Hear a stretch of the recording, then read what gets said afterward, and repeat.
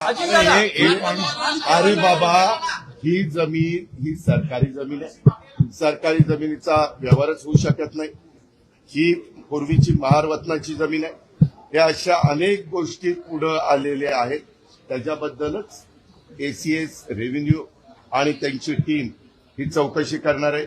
मग असं असताना इथं रजिस्ट्रेशन झालं कसं, कुणी केलं, कोण त्याला जबाबदार आहे, त्या सगळ्या गोष्टी त्याच्या ठिकाणी होतील.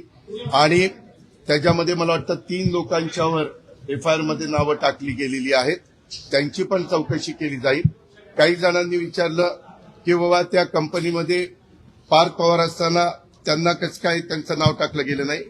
तर मला माहिती अशी मिळाली की रेव्हेन्यू मिनिस्टर चंद्रशेखर बावनकुळे साहेबांनी सांगितलं की जे ऑफिसला आलेले होते त्या ऑफिसला येऊन ज्यांनी सह्या केल्या त्यांच्यावर एफआयआर दाखल केलेला आहे.